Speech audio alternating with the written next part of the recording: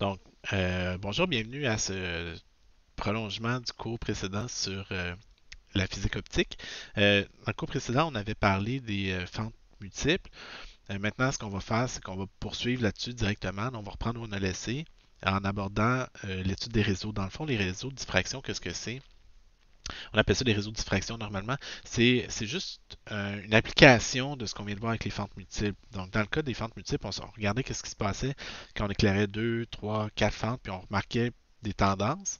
Ben, les réseaux, en fait, ce qu'on va faire, c'est qu'on va pousser ça un petit peu à la limite voire du ridicule, là. Puis on va tracer plusieurs milliers de fentes très très rapprochées l'une des autres dans une plaque de verre. Ce que ça va faire, c'est que ça va faire une succession c'est comme si, dans le fond, on se faisait au lieu d'éclairer deux fentes, on allait en éclairer une centaine, un millier, ou ainsi de suite. On dit dans la question pardon, 5, on dit supposons qu'on fait passer la lumière d'un laser à travers un tel réseau. D'après ce que nous avons constaté lors de l'étude de l'interférence dans les systèmes de fentes multiples, que peut-on dire concernant la position des maxima principaux, par exemple? Ben, ce qu'on a vu, nous, c'est que la position des maxima principaux, elle ne changeait pas. OK? Donc, la position des maxima principaux, elle restait la même, peu importe le nombre de fentes. Ça restait toujours quand phi était un multiple de 2pi. OK? Donc, ça, on a toujours un maximum. Pardon. Donc, on a un maximum quand phi est un multiple de 2pi. 4pi, pp. Donc, quand phi est un multiple de 2pi. Nous, on a vu que phi sur 2pi est égal à delta sur lambda. Si phi est un multiple de 2pi, ben ça veut dire dans le fond que delta est égal à un multiple de longueur d'onde. Puis comme delta, de façon générale, delta c'est égal à d fois sin de θ, ben, où observe-t-on les maximums? On observe les maximums quand d fois sin de θ est égal à m lambda. Donc ça, c'est vraiment l'équation pour les réseaux. C'est la même que l'équation qu'on utilisait pour l'interférence. Donc, chaque fois que d sin θ est égal à un multiple entier de lambda, on va trouver un maximum. Donc, ce que ça veut dire que si on fait passer la lumière d'un laser à travers un réseau, le laser a une longueur d'onde clairement définie. Okay? Donc, la longueur d'onde du laser est clairement définie. Ce que ça va faire, c'est que ça va faire un point lumineux, okay, essentiellement un maximum principal, à une position sin θ clairement définie, ou sin θ, supposons qu'on a le laser qui passe à travers un réseau, puis on regarde sur un écran, ça va faire un maximum à une position θ précise. Okay? Donc, je vous donne un exemple. Normalement, je ferais cette démo-là en classe, mais là, j'ai pas le temps de la j'ai pas le temps de la faire. C'est un peu une joke de dire ça, là. OK? Ici, ce que j'ai, c'est en fait le gars, il fait exactement le setup que je fais en classe Laser of d'habitude. known wavelength. Donc, c'est un laser vert, lui, qu'il utilise, OK? Puis, qui fait passer la lumière à travers un CD. Donc, lui, ce qu'il a fait, en fait, c'est enlever la pellicule d'aluminium qui reflète la lumière sur le CD.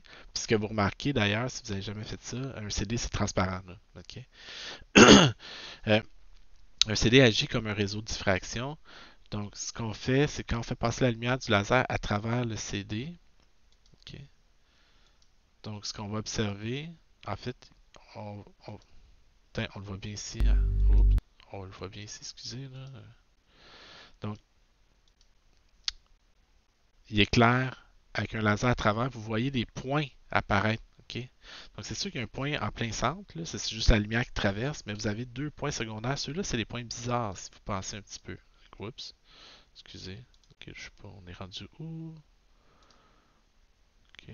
Ah, excusez, là. C'est juste ce que je veux montrer. OK. Bon, donc la lumière passe à travers, fait un point sur l'écran. Ça, c'est juste le laser qui passe tout droit. Mais vous avez ces deux taches-là qui sont weird un petit peu, qui sont louches. OK? Pourquoi il y a deux points qui apparaissent ici? Ben parce que le réseau, la surface d'un CD, c'est composé de traits pétillons très rapprochés les uns des autres. Ça agit comme un réseau de diffraction.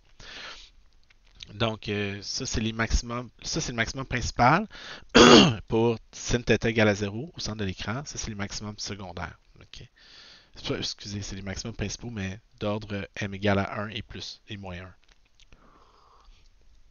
Excusez, là, ça va se placer. Là. C'est comme si j'étais en classe des fois au début, j'étais un peu fuzzy, mais ça va se placer. OK? Donc, c'est à m égale à 0, on trouve θ égale à 0. Donc, ça, c'est le point rouge qu'il y a au centre de son écran. OK? Après ça, il y a des points de part et d'autre, OK? À gauche puis à droite du centre. C'est pour plus 1 puis moins 1. Donc, mettons m égale à plus 1, m égale à moins 1. Il va trouver un angle θ. OK?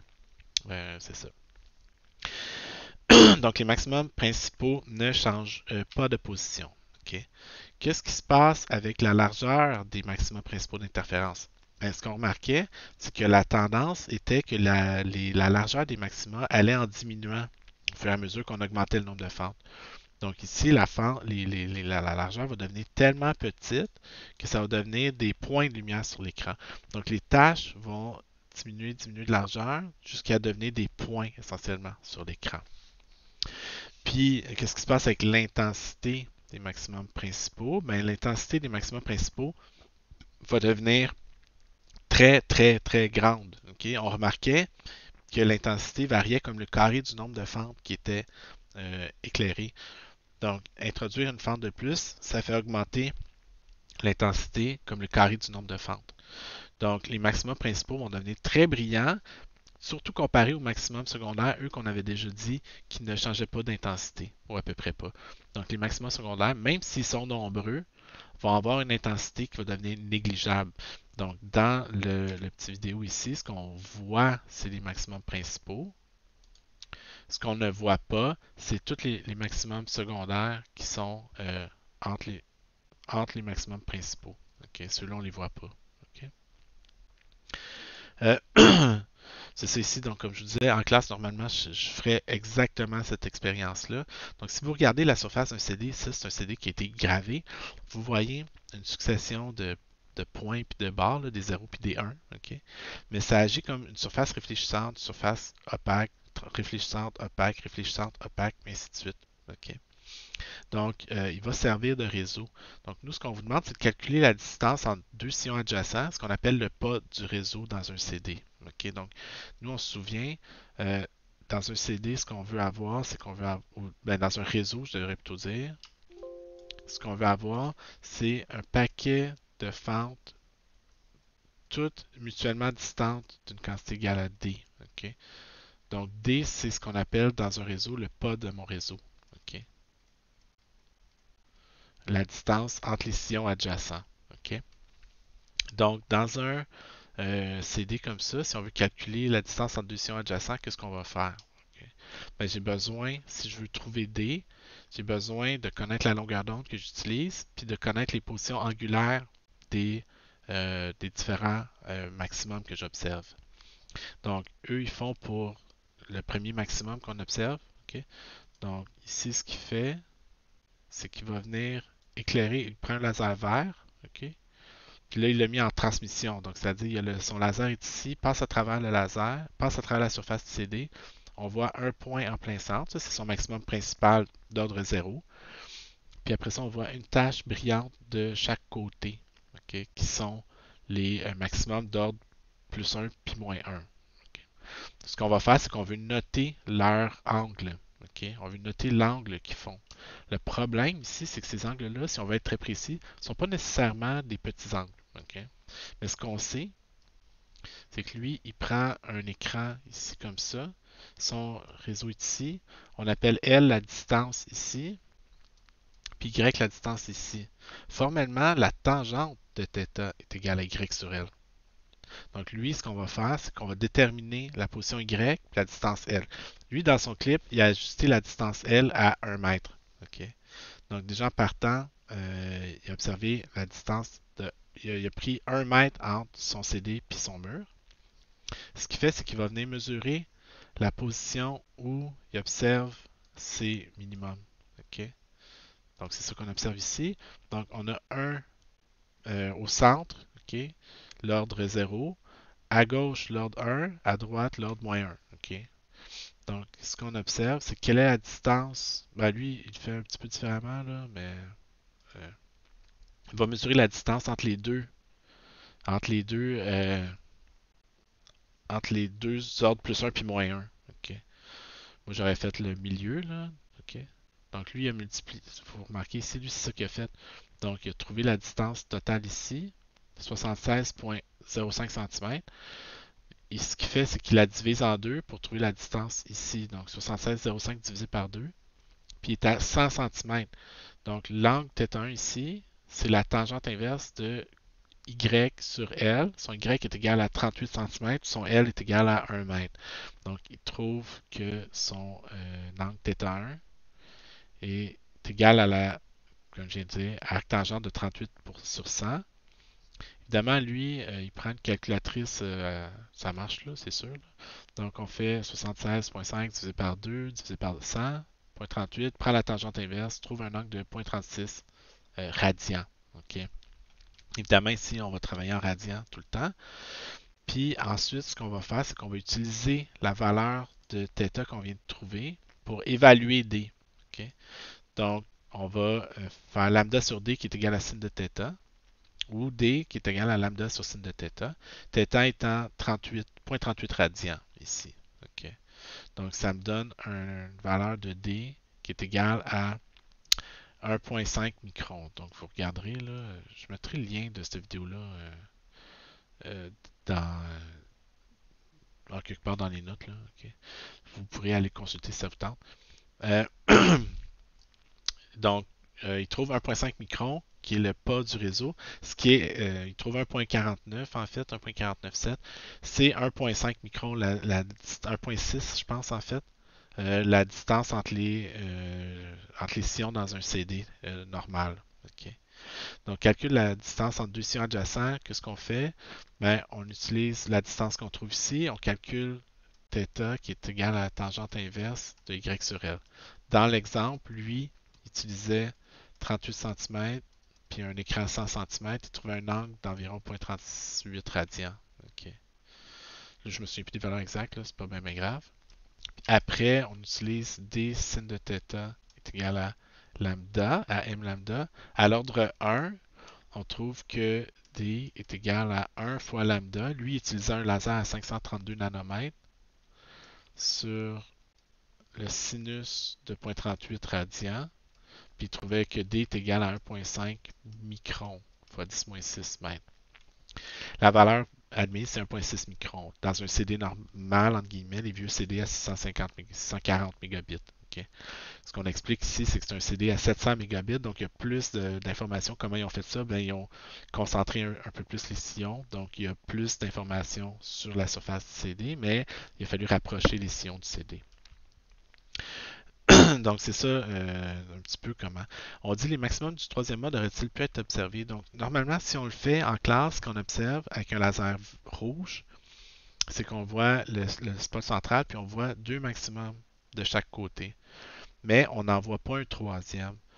Quand on dit les maximums auraient-ils pu être observés, mais c'est parce qu'on réalise assez rapidement que on ne peut pas observer des ordres indéfiniment.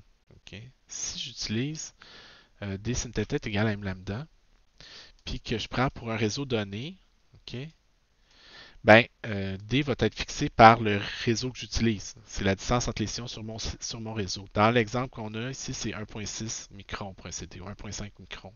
OK. Le lambda aussi est fixé par la source. OK. Fixé par la source laser. Donc, normalement, on prendrait un laser rouge à 632 nanomètres. OK. Ben, ça, c'est fixé par le réseau, ici. Donc, pourquoi il y a un maximum d'ordre que je peux observer? Okay. Ben, c'est parce que, qu'est-ce qui se passe, c'est qu'au fur et à mesure que je regarde à des grands M, je regarde à des plus grands angles. Okay? Donc, au fur et à mesure que j'augmente l'angle, je regarde à des M de plus en plus grands. Le problème, c'est que sin θ ne peut pas prendre une valeur arbitrairement grande. Sin de θ au maximum, c'est limité à plus 1. Okay? Sin de θ est égal à 1. Donc, au moment où sin de θ est égal à 1, je ne peux pas observer plus qu'un ordre M maximum. Donc, D fois 1 est égal à M maximum fois lambda. Donc, c'est pour ça que je ne peux pas observer des ordres indéfiniment. Ici, j'ai 1,6 fois 10 moins 6 fois 1 est égal à M max fois 632 fois 10-9. Donc 6.32 fois 10-7. Donc M max est égal à quoi?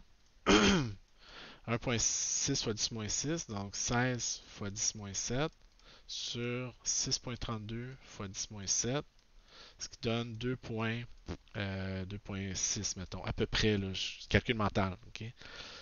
C'est clairement plus que 2. Là. 2 fois 6, ça donne 12. 3 fois 6, ça donne 18. Donc, je suis peut-être à 2.7, 2.8, c'est pas grave. Okay? Je ne suis pas à 3. Okay?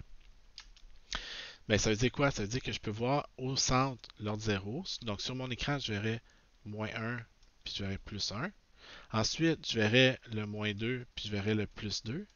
Mais je ne pourrais pas voir le 3 ici. Okay? Le 3 serait invisible de part et d'autre parce que je ne peux pas mettre 3 fois 632 égale à 1.6 fois quelque chose. Il n'y aura pas de solution. Okay? Mon calculatrice, ça va me dire erreur. Okay? Donc, c'est pour ça que je ne peux pas observer les maximums du troisième mode. Okay? Donc, qu'est-ce qui se passe si on éclaire ça avec de la lumière blanche maintenant? Si on éclaire de la lumière blanche à travers un CD, ben, ce qu'on va voir, c'est qu'on va voir quoi?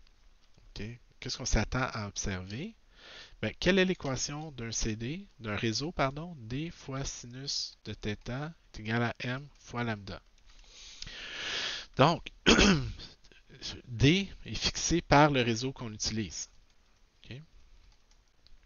Une fois qu'on utilise un CD ou un réseau quelconque, ben ça détermine le D, le pas entre les traits. Puis supposons que je regarde à un ordre précis, M égale à 1, mettons. Okay? Ben, les différentes longueurs d'onde qui composent la lumière blanche vont arriver à différents endroits. Donc, les différentes longueurs d'onde qui composent la lumière blanche vont arriver à différents sin θ sur l'écran. Donc, si je regarde, je vais voir par exemple, je vais essayer de vous en trouver une image. Là. Vous allez voir sur l'écran, mettons que vous avez une source de lumière blanche qui est ici, puis vous passez à travers un réseau. Vous allez voir au centre, à m égale à 0, tous les lambdas ont un sin θ égal à 0. Donc, vous allez voir apparaître une tache brillante, blanche, ici, au centre, à l'ordre 0. Il n'y a aucune diffraction, il n'y a pas d'étalement de la lumière. Sauf que à un angle petit va correspondre une petite longueur d'onde, à un angle plus grand va correspondre une plus grande longueur d'onde. Donc, si je regarde les petites longueurs d'onde, mettons 400 nanomètres, va apparaître proche ici. Puis là, vous allez voir toutes les longueurs d'onde jusqu'à 700 nanomètres. À l'ordre plus 1, mettons. Okay.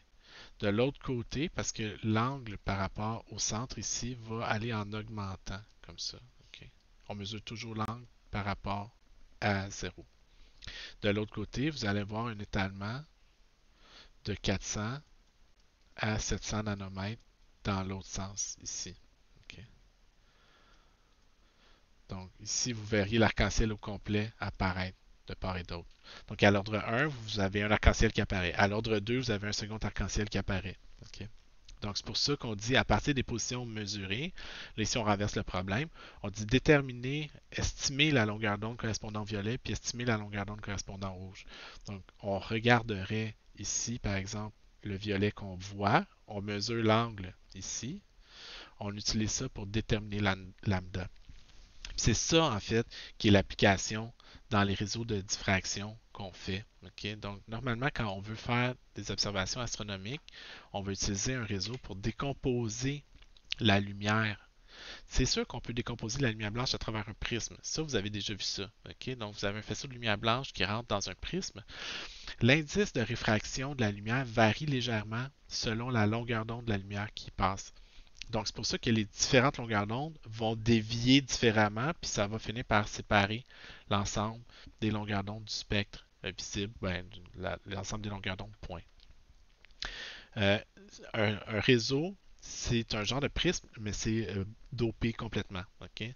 Donc, ici, ce que vous avez, c'est que vous avez la lumière qui vient frapper le réseau, puis vous avez au centre l'ordre 0 qu'on voit ici. Toutes les longueurs d'onde sont superposées. Okay? Donc, vous voyez juste, ça agit comme un miroir essentiellement. Puis là, après, ce que vous voyez, c'est que vous voyez toutes les longueurs d'onde étalées, okay, de part et d'autre, à l'ordre 1, à l'ordre 2, ainsi de suite. Donc, ça va séparer les lumières, pas à l'ordre 0. mais aux ordres 1, 2, ainsi de suite, ça va avoir la propriété de séparer la lumière. Puis, en ayant un D approprié, on peut séparer davantage, OK, les longueurs d'onde données. Donc, évidemment, mettons que si je veux observer une longueur d'onde précise, plus je réduis la valeur de D, plus je dois augmenter le sinus de θ pour compenser. Donc, ce que je me trouve à faire, c'est augmenter le pouvoir de résolution. Au fur et à mesure que je diminue la distance entre les traits dans un réseau, je vais séparer davantage les différentes longueurs d'onde sur un écran. C'est ça l'objectif qu'on vise normalement quand on utilise des CD. Okay? Donc, expérimentalement, qu'est-ce qu'on observe quand on fait passer la lumière, par exemple, d'une source, pas blanche maintenant, mais d'une source d'un atome inconnu, par exemple. Okay? Donc, euh, ici, ce qu'on vous précise dans la question, on dit en laboratoire, les réseaux sont principalement utilisés pour décomposer la lumière selon ses différentes longueurs d'onde. C'est ce qu'on appelle faire de la spectroscopie. Okay? Ça permet d'identifier des gaz inconnus souvent. Okay?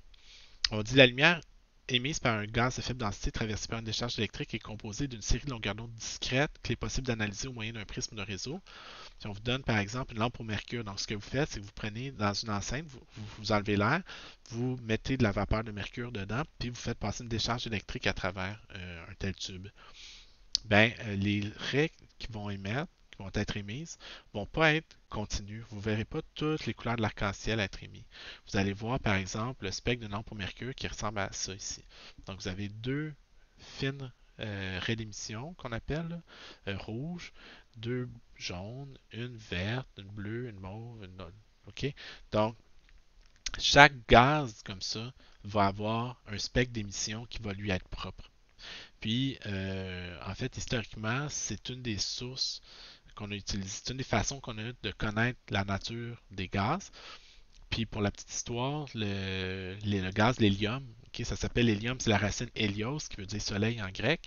Pourquoi? Ben, c'est parce que l'hélium, c'est pas quelque chose qui se trouve facilement à la surface de la Terre. C'est très léger, donc ça va flotter en haut de l'atmosphère, puis ça va être dispersé dans l'espace. Mais le Soleil est composé d'une grande partie d'hélium, puis on a observé dans le spectre du Soleil, donc ce qu'on fait, c'est qu'on prend la lumière qui nous arrive du Soleil, on la fait passer à travers un réseau. Là, je vais vous donner des exemples de ça plus tard. On voit des longueurs d'onde associées à un gaz qu'on n'avait jamais observé sur Terre. Puis on a appelé ça de l'hélium, puis ça a pris du temps avant ça qu'on l'isole sur Terre et qu'on l'observe. Donc l'hélium, ça vient vraiment du Soleil. On l'a observé sur le Soleil avant de l'observer sur la Terre. On l'a observé par spectroscopie, on a détecté sa présence à travers la spectroscopie parce qu'on sait que chaque gaz a une signature spectrale qui lui est propre. Donc c'est un peu comme des empreintes digitales. Il n'y a pas deux gaz qui vont avoir le même spectre d'émission comme ça. Donc si vous comparez différents éléments, vous allez voir différents spectres. Pardon. Donc, on demande quel doit être le pouvoir de résolution d'un réseau pour que ce soit possible de discerner ces deux raies spectrales. Okay?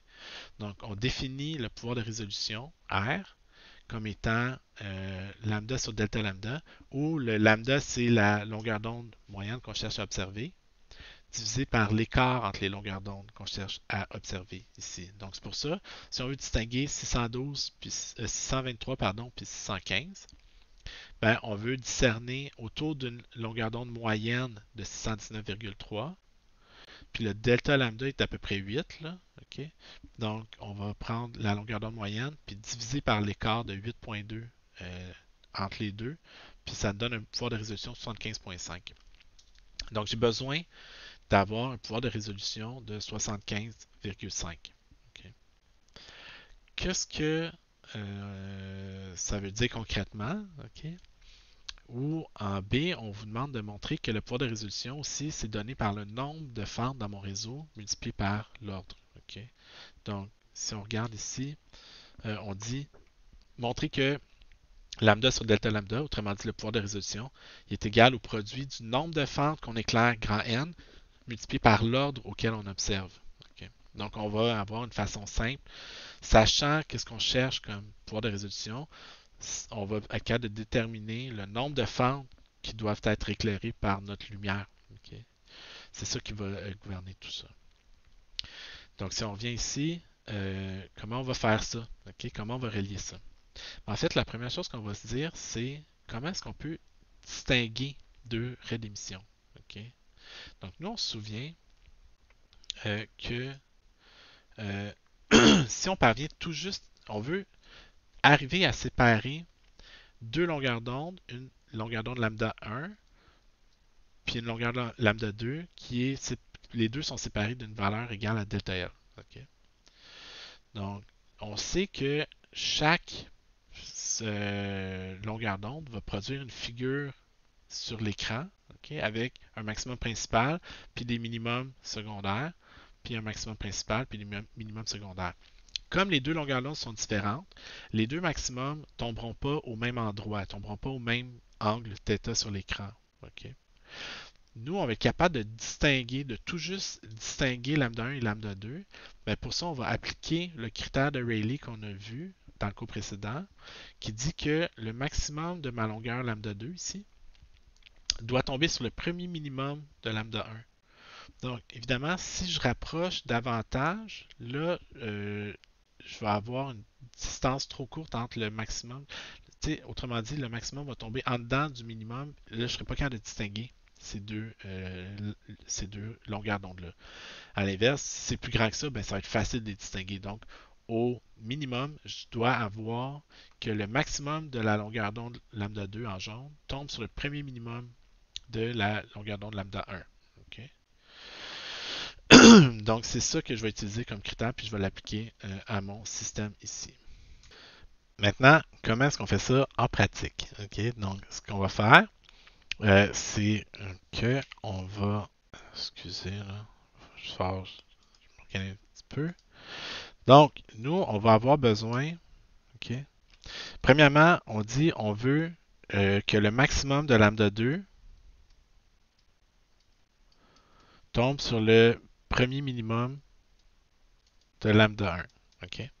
Bon, à quel endroit est-ce que je trouve le maximum de lambda 2? Donc, on dit delta est égal à m lambda de façon générale. Donc, parfait, je vais trouver un delta qui est égal à m fois lambda 2. OK? Puis si on se souvient, là, dans le delta, il y a un signe de θ. Ça, c'est la position sur l'écran qui est cachée ici. OK? Donc, je veux que ça tombe sur le minimum le plus proche de lambda 2. Puis on se souvient aussi que... bon, on va laisser comme ça. OK? Donc, le premier minimum pour lambda 1. Qu'est-ce qu'on a vu qui nous permet de trouver la position des minimums? Okay? On a vu que les minimums pour les fentes multiples sont donnés par 2 fois P fois pi divisé par grand N. Okay? Où P est un entier différent des multiples de grand N. Pourquoi? Ben, on a vu que à l'ordre, mettons, quand P est un multiple de grand N, j'ai un maximum principal. Okay? Donc, si P est un multiple de grand N, on trouve un maximum. Je trouve un maximum. OK? Donc, en particulier, à l'ordre M, ben, si je mets P égale à M fois grand N, je vais trouver littéralement le maximum de lambda 1. Moi, je ne veux pas le maximum de lambda 1. Je veux le premier minimum juste après. Donc, qu'est-ce que je vais faire? Si j'utilise P égale à M fois grand N plus 1, je trouve, hey, excusez, j'écris vraiment mal, là, on dirait, je sais pas ce qui se passe un matin. Là. Je trouve le premier minimum après le maximum. Ce qui est exactement ce que je veux. OK? Donc, je vais prendre phi égale à 2 fois m fois grand N plus 1 fois pi divisé par grand N. Ça me donne la phase du premier minimum suivant le maximum principal. Mais moi, je parlais en termes de delta tantôt. Comment je relie phi et delta? On sait que phi sur 2pi est égal à delta sur lambda. Donc, appliqué à ici, phi est égal à 2 fois mn plus 1 fois pi sur 2pi fois grand N est égal à delta sur lambda 1. Okay? Parce que là, je travaille avec ma longueur d'onde lambda 1. Donc le 2pi et le 2pi s'annulent. Il me reste quoi? Je trouve un delta qui est égal à m fois grand N plus 1 fois lambda 1 divisé par grand N. Donc là, j'ai deux choses. J'ai une relation qui me donne où je trouve le maximum de lambda 2, à quel delta je le trouve. Puis on se souvient, si je dis à quel delta je le trouve, ça revient à quel θ je le trouve, à quel y je le trouve, à quelle position sur l'écran. Delta est une variable qui mesure indirectement la position sur l'écran. Donc j'ai l'équation qui me donne la position de l'écran du maximum de lambda 2. J'ai une équation qui me donne la position sur l'écran du premier minimum suivant le maximum pour lambda 1. Ben, moi, je veux que ces deux affaires-là tombent au même endroit. Donc, qu'est-ce que je vais poser? Je vais poser que le maximum de lambda 2 tombe au même endroit que le minimum de lambda 1. Donc, je veux que m lambda 2 soit égal à mn plus 1 sur n fois lambda 1.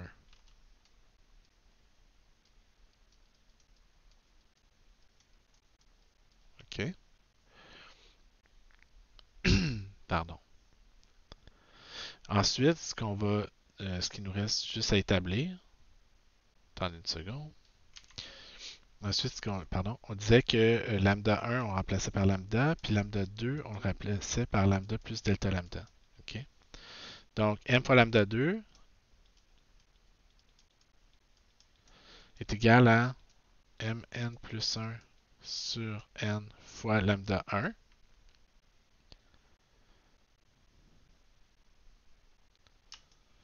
Ici, je vais distribuer. OK? Donc, j'ai m lambda plus m fois delta lambda est égal à m fois grand N fois lambda sur grand N plus lambda sur grand N. Donc, n sur n ici. OK? Puis il me reste quoi? M lambda ici, puis m lambda ici. Donc, ces deux termes-là disparaissent. Il me reste m fois delta lambda est égal à lambda sur n. Moi, je cherche le pouvoir de résolution qui est donné par lambda sur delta lambda. Donc, lambda sur delta lambda, il faut que j'envoie le grand N de l'autre côté. OK? Qui est égal au pouvoir de résolution. Qui est la chose qu'on cherchait, la relation qu'on cherchait à montrer. OK? Donc, les deux donnent la même chose. OK? Donc, pour avoir un pouvoir de résolution R, j'ai besoin d'éclairer n fentes à l'ordre m. Donc, par exemple, dans mon exemple, excusez, euh, à l'ordre 1, OK? Si je veux avoir un pouvoir de résolution de 75,5, ben, je vais avoir besoin d'avoir m fois n, donc 1 fois n fentes éclairées. Donc, j'ai besoin d'avoir 75,5 fentes, OK, ou sources éclairées. Je ne peux pas éclairer une demi-source, puis j'en ai besoin de plus que 75. Donc, j'ai besoin d'avoir 76 fentes, OK, dans mon réseau. Puis comment je relie ça au pas du réseau, OK? Ben, ça dépend de la largeur physique de la fente, OK? Donc, supposons que j'ai un faisceau, une source qui fait un faisceau qui fait 1 cm de large. Ben, il faut que je trace dans ce réseau de 1 cm-là 76 fentes. Donc, j'aurais quelle distance entre les fentes? Ben, j'aurais 1/76e de centimètre entre les fentes. Si je veux mettre entre les fentes, excusez, mon écriture est épouvantable aujourd'hui. Si je veux avoir 76 fentes dans un réseau de 1 cm de large, OK? Donc, c'est juste là, il faut juste y penser un petit peu. Donc, dans mon réseau, si je suppose que mon réseau fait 1 cm, puis c'est pas nécessaire, là, OK? Je donne juste comme exemple. On dit, je vais mettre 76 fentes dedans. Ben, intuitivement, la distance D doit être 1/76e de fente, OK? Pour ce que le pas du réseau fois le nombre de fentes me donne la largeur de mon réseau ici, OK? Donc, pardon. Donc, ça, c'est ça ici. OK? Donc, la question C, quel doit être le pas maximum d'un réseau de 1 cm de large pour que ça soit possible de discerner ces deux raies spectrales-là? Donc, il faut que j'aille 76 fentes dans mon réseau qui fait 1 cm. Donc, j'ai besoin d'une distance D égale à 1/76e de centimètre, qui vaut, attends une seconde, qui vaut 1 divisé par 76, 0,013 cm. Donc, j'ai donc besoin d'avoir 0,013 cm comme pas de mon réseau. Okay? À ce moment-là, dans 1 cm, je réussis à rentrer 76 fentes. Puis à ce moment-là, je réussis à discerner, tout juste à distinguer les deux raies rouges de la lampe au mercure. Okay? Donc, juste pour y revenir, c'est pourquoi? Parce qu'imaginons que dans la lampe au mercure, là, vous remarquez ici, j'ai ici cette raie verte-là. Est-ce que c'est une raie large ou si c'est plusieurs raies trop proches les unes des autres pour être capable de les distinguer? Donc c'est ça ici, c'est pour ça qu'on introduit le critère de Rayleigh ici. C'est pour nous dire, le critère de Rayleigh va me permettre de dire, bon, mais si tu veux vraiment là, pas avoir un blob lumineux, mais avoir plusieurs raies d'émission, ben, il faut que tu t'assures que le maximum d'un tombe sur le minimum de l'autre. À ce moment-là, le maximum de l'autre, les deux maximums vont être assez loin l'un de l'autre, puis on va être capable de les distinguer. Ce qui mène à la formule qu'on vient de voir pour le pouvoir de résolution. Des applications de, de ça maintenant, ok, où là, c'est là que c'est plus intéressant. Ben, je dirais que c'est pas tout le monde qui trouve ça nécessairement intéressant, mais je dis moi, ayant un background en astronomie et ayant fait de la spectroscopie pendant mes études, ben, je peux vous en parler, ok, parce que c'est quelque chose que je trouve qui est quand même assez fascinant. Okay. Donc ici, ce qu'on a, excusez,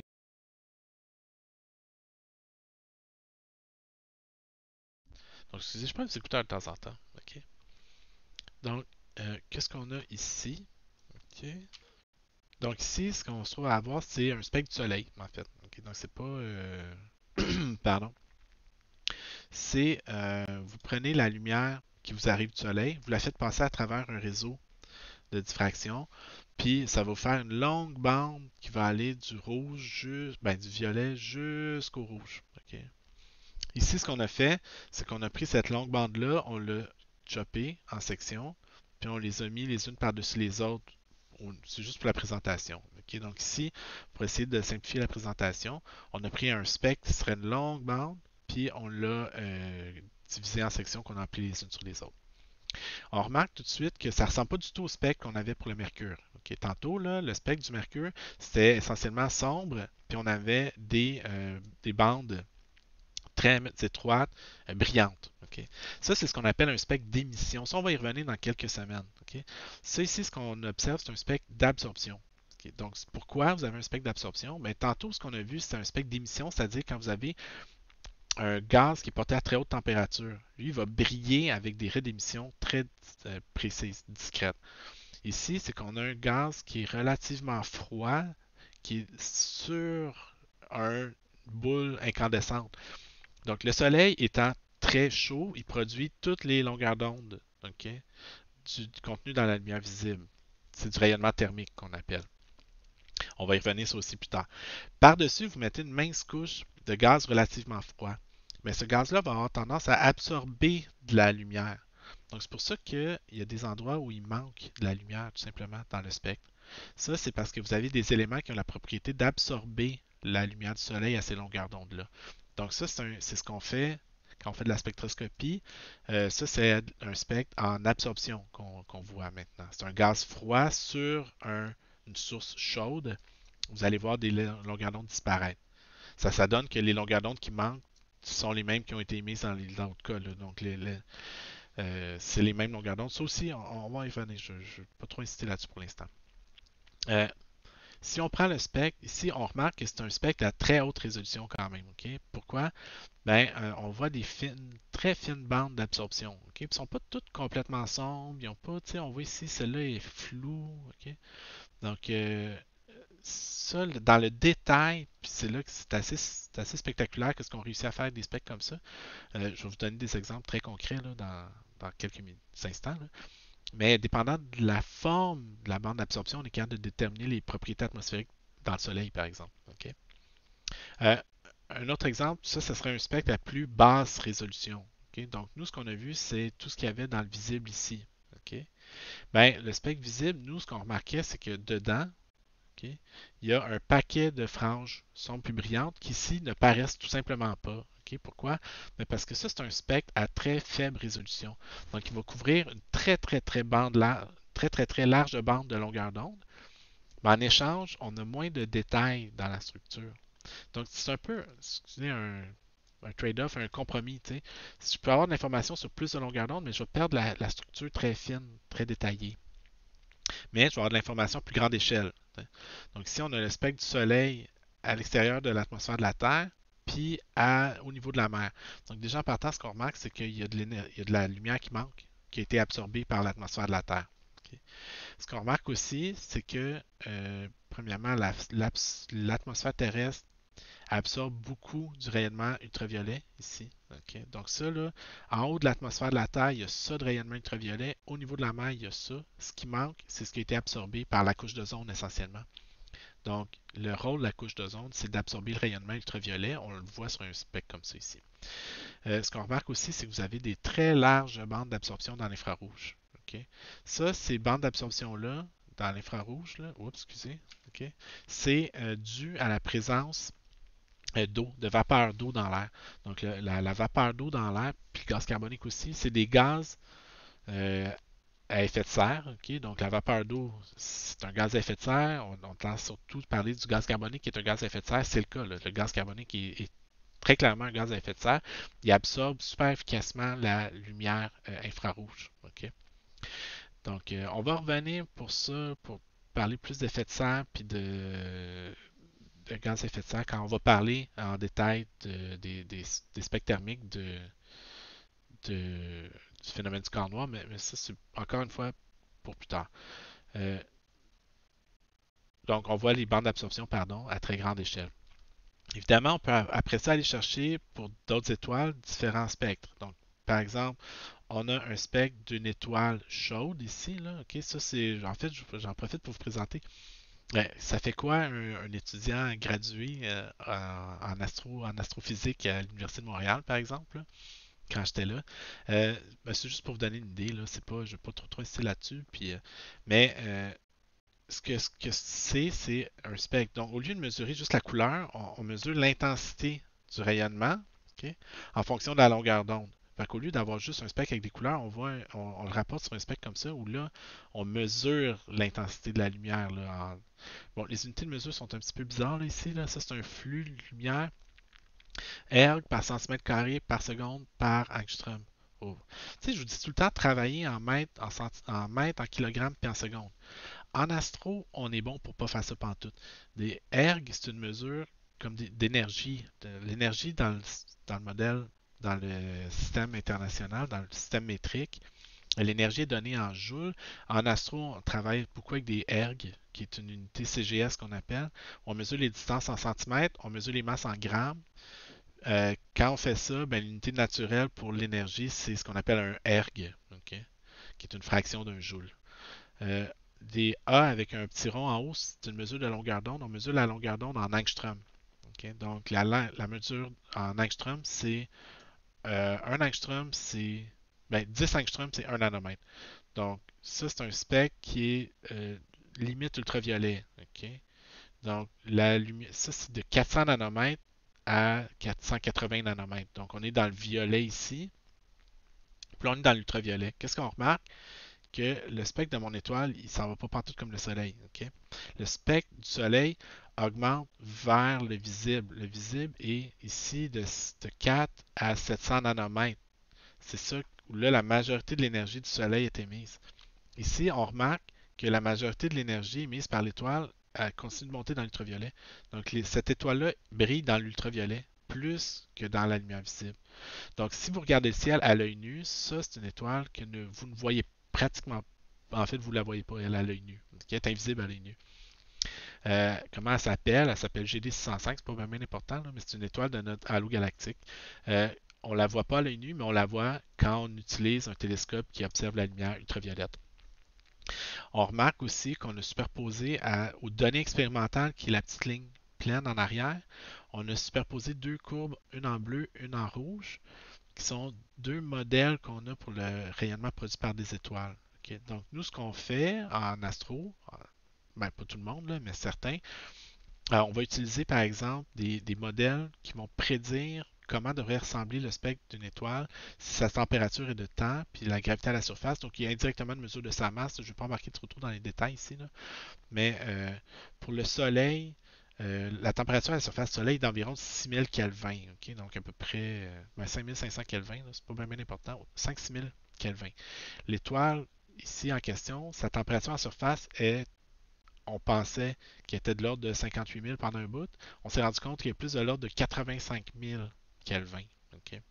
Donc, c'est une étoile très chaude, là, on s'entend. Là. Je veux dire, la température, c'est 85 000 degrés à la surface de cette étoile-là versus 6 000 pour le Soleil. Déjà, le Soleil, on dit que c'est ridiculement chaud à la surface, mais ça, c'est comme une coche de plus. OK?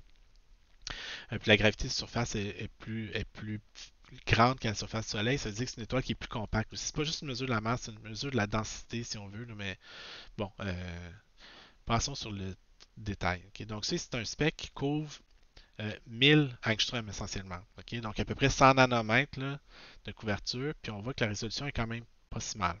Ce qu'on voit, c'est essentiellement l'absorption, pardon, de l'hydrogène avec des bandes d'absorption qui sont dues à la présence d'hélium aussi là-dedans.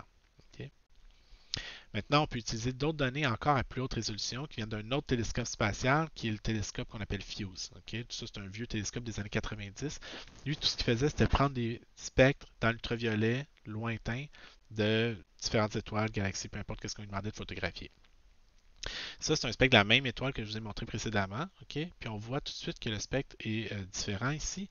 Ça, c'est un spectre qui va de 920 angstroms à 1180 angstroms, donc d'à peu près 92 nanomètres à peu près 118 nanomètres. Donc ça couvre une centaine d'angstroms à peu près, ce spectre-là. OK? Euh, ici, on voit la structure à très haute résolution. OK? Là, ça, c'est un pouvoir de résolution d'à peu près 40 000, ce télescope-là. OK? Donc, vraiment, pourquoi ce domaine-là en particulier? Mais c'est parce qu'on va voir plus tard, quand on va parler de la structure de l'atome d'hydrogène, à 91 nanomètres ou à 911 angstroms, on a ce qu'on appelle le saut de Lyman. OK? Donc, ça veut dire que toute la lumière qui est à des longueurs d'onde plus courtes que 911 nanomètres va être essentiellement absorbée par l'étoile parce que l'étoile est composée essentiellement d'hydrogène. Donc l'hydrogène va absorber tout le rayonnement en bas de 920 angstroms, en bas de 911 angstroms. Donc c'est pas important, c'est pas pour nous, c'est pas important d'étudier en bas de 911 angstroms. Puis il y a beaucoup d'actions qui se passent entre 920 puis 1200, 1120, 1180 pardon. Donc c'est pour ça qu'on a choisi de construire un télescope qui observe dans ces longueurs d'onde précises là. Donc, par-dessus, vous remarquez, on a un spectre d'absorption de l'hydrogène atomique, de l'oxygène interstellaire, du soufre 6, donc ça c'est du soufre ionisé 5 fois, de l'azote ionisé 4 fois, du carbone ionisé 3 fois. Donc, vous avez là-dedans en plus, c'est assez compliqué parce que vous avez l'étoile qui émet beaucoup de lumière, il y a son atmosphère qui va absorber certains éléments. OK? Donc, par exemple, du fer 7, ben ça, c'est du fer qui est ionisé 6 fois. Ben, on en détecte. OK? Donc, ça, c'est de l'oxygène ionisé 3, 4, 5 fois. On en détecte aussi. Donc, ça, c'est des éléments chauds qui sont chauffés par l'étoile et qui vont absorber du rayonnement. Il y a aussi de l'absorption comme de l'azote 2, OK, ou de l'argon 1, ça qui sont dus à la lumière qui nous arrive de cette étoile-là traverse une certaine distance avant de se rendre jusqu'à la Terre. Puis entre nous et l'étoile, il y a des nuages de gaz interstellaires froids qui vont eux aussi absorber la lumière. Mais comme ce n'est pas les mêmes états d'ionisation, ils ne vont pas absorber le même type de rayonnement. Vous avez des atomes froids, très peu excités, qui vont absorber, qui sont essentiellement dans leur état fondamental. Puis vous avez des atomes très chauds qui sont dans des degrés d'ionisation élevés qui vont absorber d'autres types de rayonnement parce que ça va correspondre à d'autres états ioniques. OK? Mais encore là, c'est un peu dans les détails. Là, pour la petite histoire, moi, ma job là-dedans, c'était quoi? C'était de prendre le spectre qui est ici puis d'identifier toutes les lignes d'absorption qui sont là-dedans. Qu'est-ce qui est quoi là-dedans? OK? En plus, il fallait qu'on détermine c'est quoi les paramètres atmosphériques de cette étoile-là. Okay? Donc, c'était quoi sa température, c'était quoi sa gravité. Mais tout ce que vous avez, c'est un spectre de l'étoile. Okay? Puis des modèles. Okay? Donc, après ça, c'est comment est-ce que vous pouvez trouver la température à la surface d'une étoile si vous n'êtes pas capable d'aller planter un thermomètre dedans. Je vous dis, ça a l'air simple comme ça, posé de même, mais c'est pas si simple que ça. OK? Donc, on a bénéficié de l'aide de beaucoup de chercheurs. Ça a été vraiment un travail d'équipe assez complet. Puis ce qu'on remarquait, par exemple, si on prend des bandes plus réduites, donc ici, c'est une bande qui va de 105 à 106 nanomètres. Donc, c'est 1 nanomètre. Là. OK. On voit la structure fine ici. Une bande d'absorption due à l'oxygène 5, une autre. Donc, on voit ici qu'il y a plusieurs raies d'absorption due à l'oxygène 4. L'oxygène 4, donc on est confiant qu'on a trouvé quelque chose qui a de l'allure. On voit ici qu'il y a de l'argon aussi dans notre modèle final. Okay? On distingue l'argon 7 de l'argon 1. Lui, c'est interstellaire, donc il n'est pas dans mon modèle d'étoile. Mais l'argon 7, lui, est dans l'atmosphère de l'étoile, donc il apparaît. Le fer 2 est dans le modèle interstellaire, il n'apparaît pas dans mon modèle, ainsi de suite. Okay? Donc, on peut faire comme ça le détail de différentes longueurs, de différentes raies d'absorption, puis des raies d'absorption d'oxygène. Celles-là, on les trouvait bizarres, mais on remarque que l'absorption n'est pas symétrique. Donc, il faut remarquer du côté droit ici, il y a un petit peu plus d'absorption que du côté gauche. Puis dans le milieu, le modèle prédit que ça descend plus que ça. Il y a toujours un peu d'émission dans le milieu. OK? Puis ça, nous, ça nous a un peu. En fait, le but, c'est toujours quelle est l'hypothèse la plus simple qui explique des observations. C'est toujours ça qu'on fait quand on fait de la science. Puis nous, on pense qu'il y a peut-être. En fait, ces types d'étoiles-là, c'est des étoiles très chaudes, en fait. Dans les phases finales de la vie d'une étoile, puis ça aussi, on va en reparler plus tard, comme le Soleil, par exemple. Ben, le Soleil, ça ne fera pas ça exactement, mais mettons une étoile de l'ordre de la masse du Soleil. Les, quand, quand il va manquer de carburant au centre de l'étoile, le cœur de l'étoile va se contracter, puis les couches externes vont gonfler. Donc, ce qui se passe, c'est que l'étoile, elle devient entourée d'une nébuleuse planétaire qu'on appelle. Puis, dans le cœur de l'étoile, dans le centre de la nébuleuse, vous allez observer juste le cœur de l'étoile qui va monter à une température super élevée parce que là, il n'y a plus sa grosse couche de manteau isolante qui le recouvre. Donc, vous voyez juste le cœur très, très, très, très chaud. OK? Puis, vous voyez une nébuleuse autour. Cette étoile-là, on n'observe pas de nébuleuse autour. Donc, c'est probablement que l'étoile est assez vieille, qu'elle a expulsé sa nébuleuse il y a assez longtemps, puis que là, la nébuleuse a eu le temps de se diffuser, de se diluer dans l'espace environnant. Puis là, on voit juste le cœur qui commence à se refroidir tranquillement. C'est probablement ça qu'on observe, mais ça n'a pas été établi hors de tout doute parce que ça prendrait d'autres observations pour aller confirmer ça. Ça, nous, nos travaux, on les a présentés dans le cadre d'un article, vous voyez, là, ça remonte à 2007 déjà, okay, dans Astrophysical Journal, okay, qui est une des revues de référence en astronomie mondialement. Là. Le nom, Analyse du spectre Fuse de l'étoile chaude et évoluée GD605. Puis si vous êtes capable de lire ça puis de comprendre, bravo. En fait, c'est ça l'affaire, c'est que la communication scientifique, ça s'adresse généralement à des gens qui ont déjà une formation là-dedans. Donc, il y a beaucoup, surtout dans le résumé de l'article, il y a beaucoup de raccourcis, dans le sens, il y a beaucoup d'abréviations. Je veux dire, il faut savoir de quoi on parle. Euh, donc, ça explique un petit peu, nous, on, on explique un peu ce qu'on observe, comment on explique ça. Puis un des intérêts là-dedans, c'est comment est-ce qu'on peut expliquer ça avec des modèles. Ben, nous, ces étoiles-là, on sait que leur gravité à la surface est assez élevée. Donc, normalement, prenez, par exemple, des éléments qui ont des densités différentes. Prenez, par exemple, de l'eau puis de l'huile. Puis, assez vite, l'eau et l'huile vont se séparer. L'eau étant plus dense, elle va couler. L'huile étant plus légère, elle va flotter à la surface. Ben, dans les étoiles, il se produit le même phénomène.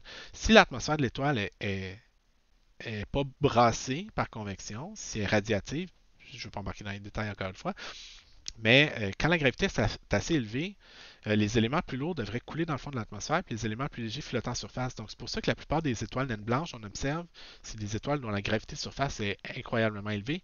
On observe normalement juste une pellicule d'hydrogène à peu près pure en surface. Des fois de l'hélium, mais très rarement on va observer des métaux à la surface des naines blanches.